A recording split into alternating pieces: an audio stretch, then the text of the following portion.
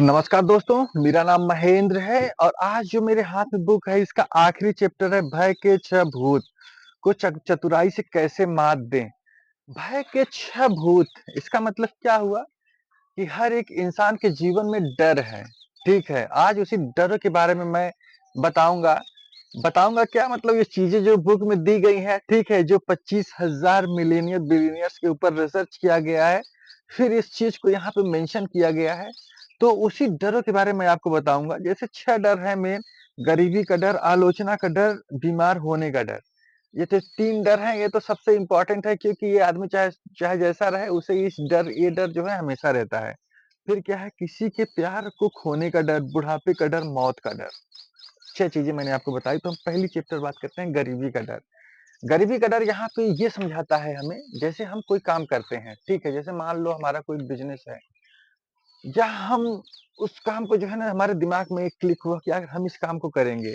लेकिन हम ये सोचते हैं कि यार अगर ये काम हमारा खराब हो गया, ठीक है? तो हम गरीब हो जाएँगे। जब हम गरीब हो जाएँगे तो हम किसी काम के नहीं रहेंगे। यानी उन्होंने डेस्टिनी देखी कि हमें जाना कहाँ है, लेकिन इस डर ने उन्हें रोक लिया और जब इसने डर ने रोक लिया तो बंदा वहाँ पे स्टक हो गया। जब स्टक हो गया तो वहाँ पे और आगे नहीं जा पाया, ठीक है? रुक गया वहीं पे। तो ये क्या है गरीबी का डर, बहुत खराब डर है। फिर क्या है आलोचना का डर, ये सबसे इम्पोर्टेंट है आलोचना का डर। इस ये डर तो मुझे भी था पहले। आलोचना का डर क्या होता है जैसे लोग क्या कहेंगे? सबसे खतरनाक डर है, लोग क्या कहेंगे आलोचना का डर। जैसे मान लीजिए मैं ही ये वीडियोज़ बना रहा हूँ, अगर मैं ये सोचूँ कि लोग मुझे क्या कहेंगे? तो मैं कोई वीडियो ही ना बनाऊँ। मैं अपने जो भी मेरी डेस्टिनी है या जो मैं बनना चाहता हूँ या जो मैं करना चाहता हूँ या जो मैं लोगों को देना चाहता हूँ, ये मैं सब बंद कर दूँगा। ठीक है? अगर मैं लोगों की बात सुनूँगा तो, आलोचना आलोचना से अगर मैं डरूँ तो, ठीक है? यानी जो मैं समझाना चाहता हूँ, जो मैंने सीखी है, इसी तरीके से लोग होते हैं। लोग आलोचना से डरते हैं। आलोचना इन द सेंस जैसे उनके मन में कोई विचार आया, कोई भी विचार आया, अब वो गए अपने दोस्त से कहे, ऐसा दोस्त जिसने कि शायद ज़िंदगी में कभी चाय भी ना बनाई हो, ठीक है? अब उससे बोले कि यार मैं ये काम करना चाहता हूँ, कहता है साला तू कर पाएगा, बेवकूफ़ आदमी नहीं तो। जब उसने 2-4 बार आपको सुनाया, तो आपने सोचा कि यार ये सही कह रहा है, छोड़ देते हैं। फिर आप किसी महान पुरुष के पास गए, फिर उसने आपको यही शब्द बोल दिया, नहीं, आलोचना बिल्कुल भूल जाओ। कोई भी काम करोगे आलोचना होगी ही होगी। तो आप जो है अगर 10 लोग हैं, 10 में से 9 लोग आलोचना आपकी करते हैं, 1 लोग आपके साथ में है, तो आप उसकी चर्चा करो ना, 9 लोगों को छोड़ दो। तभी आप इससे बच पाओगे। अगर आप उनकी बातों को घर करोगे तो ये डर आपको खा लेगा। फिर क्या है, बीमार होने का डर। बॉल ये सबसे मतलब कि डर ये अजीब-सा डर है। आदमी बिल्कुल स्वस्थ है, ठीक है। बीपी, शुगर, कोलेस्ट्रॉल सब उसका फिट है, लेकिन उसे फिर भी डर लग रहा है कि भगवान मुझे बीमार हो गया तो, मुझे हार्ट अटैक आ गया तो, दुनिया भर की बीमारी जो है हो रही है। मतलब लोग 98% ऐसी चीज़ें सोचते हैं कि जो कि जीवन में कभी होती ही नहीं। 98% की बात कर रहा हूँ, ठीक है। तो अब लोगों ने प्लान भी किया, सब कुछ किया, अब उनके दिमाग में यही आ गया कि यार अगर मैं बीमार हो जाऊँगा तब क्या होगा? तू मर ही जा फिर। नहीं, ऐसा कुछ नहीं है। बीमार होंगे तो डॉक्टर्स हैं, मेडिसिन्स हैं, इलाज हो जाएगा, आप ठीक हो जाओगे। लेकिन आपको अपनी डेस्टिनी पे जाना ही होगा। तो ये था तीसरा डर, बीमार होने का। तो ये डर है, आप इस डर को ध्यान से सुना फिर क्या है किसी के प्यार को खोने का डर। भैया ये तो बहुत ही ज़्यादा डर है, समझे? मतलब कि प्यार खोने का डर। अभी जैसे कोई आज की डेट में तो फ़ेसबुक पे, इंस्टाग्राम पे, ठीक है, जितने भी सोशल मीडिया है, यूट्यूब पे अब अगर आप देखोगे, एक वीडियो देख लो, किसी मतलब ये तो इफ़राद है, बताने की ज़रूरत ही नहीं है। तो लोगों के दिमाग में हमेशा यही रहता है कि पहले प्यार पाया जाए, ठीक है? अब किसी मान लो कोई प्यार पा गया, अब उसे साला पाने के बाद मुझे डर हो गया, अच्छा ये साला चला जाएगा तो क्या होगा? अब उसका इतना इम्पोर्टेंट ऑब्जेक्ट है, उद्देश्य है, उसके पीछे ना जा कर के वो उसे खोने के डर में लगा हुआ है। ये क्या है ये बैड मतलब ये देखो इस चीज़ों को बताने का ये मोटो है, ये सारी चीज़ें कुछ होगा नहीं इससे, लेकिन फिर भी हमारा सारा मन, सारा ध्यान जो है इसी में खोया हुआ है। तो ऐसा कुछ नहीं है, ठीक है? जो आया है वो जाएगा। जो है जब तक है एन्जॉय करो, नहीं रहेगा तो देखा जाएगा। बुढ़ापे का डर, ये मोस्ट इम्पोर्टेंट है। लोग क्या सोचते हैं कि यार बुड्ढा हो रहा हूँ, 60 साल की उम्र हो गई है, साला करेंगे तो कौन यूज़ करेगा इसे? भाइयों, बहुत सारे मैं एग्ज़ाम्पल्स ऐसे दे सकता हूँ, जैसे जो आप चिकन खाते हो, केंटकी फ्राइड चिकन, उसके जो फाउंडर थे, उन्होंने 60 साल के बाद, यानी 60 साल तक उन्होंने बस वही जैसे जो नॉर्मल लोग 8,000 10,000 की नौकरी करते हैं, वैसी नौकरी करते थे, ठीक है?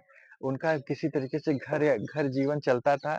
उनकी बीवी छोड़ दी, उनके बच्चे छोड़ दिए, बहुत सारी उन्होंने मुसीबतों का सामना किया। उसके बाद जाकर के उन्होंने केंटकी फ्राइड चिकन का निर्माण किया और आज ऐसा कोई देश नहीं है जहाँ के कि वो इनकी ब्रांचेज़ हो ना, ठीक है? तो ये सब मत सोचो कि हम बहुत कर रहे हैं, बुढ़ापे में क्या होगा, कैसे होगा, कुछ नहीं। आप करते चले जाओ, कर्म करो, गीता में लिखा हुआ है, कर्म करो, फल की इच्छा मत करो, ठीक है? मैं किसी दिन इस लाइन को भी बहुत अच्छे से समझाऊँगा कि कर्म करो, फल की इच्छा मत करो, इसका लोग गलत अर्थ निकालते हैं, इसका सही अर्थ मैं किसी दिन बताऊँगा आपको। फिर क्या है? मौत का डर। अरे यार!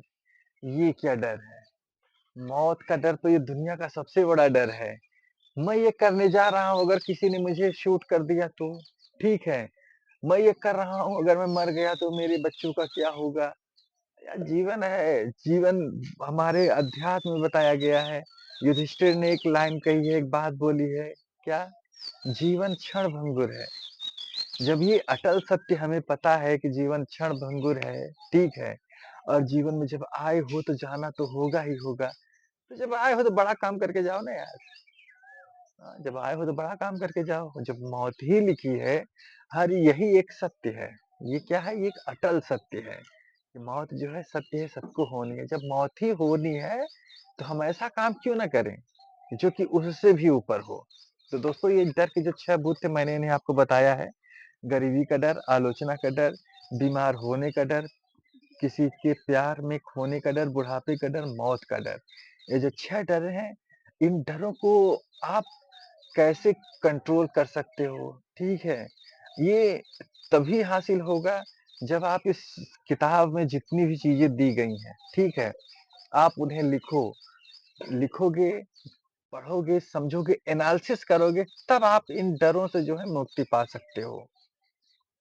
नहीं तो ये डर जो है आपको खा लेंगे। और एक भी डर आपने जो भी प्लान किया है, एक डर काफ़ी है उसे निपटाने के लिए।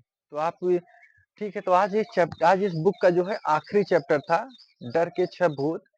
तो आपको ये बुक समरी कैसी लगी? ठीक है, मेरा प्रयास कैसा लगा? आप इसे कमेंट के द्वारा बता सकते हैं।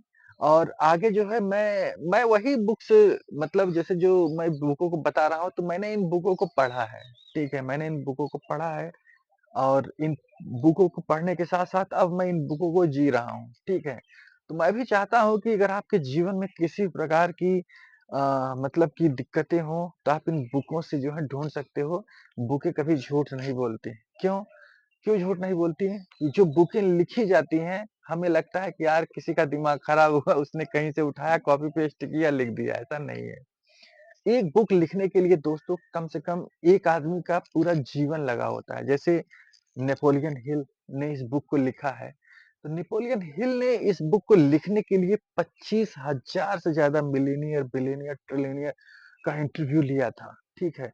इंटरव्यू लेने के बाद में उन्होंने निष्कर्ष निकाला, उसके बाद इस बुक को लिखा। आप सोचो जब कोई व्यक्ति अपने 20 साल, 25 साल का अनुभव इस 300 250 पन्नों में जब लिख रहा है, तो हमें क्या लगता है कि हम एक एक मतलब कि 5 घंटे, 6 घंटे पढ़ने के बाद में हम उसे एक्सेप्ट कर लेंगे? नहीं। कोई भी बुक जब आप पढ़ोगे, तो पहले वो आपको सीधा-सीधा ऊपर जाएगी। दूसरी बार जब पढ़ोगे तो थोड़ा बहुत समझ में आएगा। तीसरी बार पढ़ोगे तो और समझ में आएगा। लेकिन एक ड्यूरेशन में जब आप इसे पढ़ते चले जाओगे, तो उसका जो एसेंस है आपके मन में आता चला जाएगा। ठीक है? तो आपको आगे क्या सुनना है, कैसी बुक सुननी है, अगर आप बताते हो तो सही है, नहीं तो जो मेरा मन मतलब जो है बताने का, अब मैं एक बुक डिसाइड करूँगा, फिर मैं उससे जो है बताऊँगा आपको। तो दोस्तों मिलते हैं नेक्स्ट वीडियो में। नमस्कार।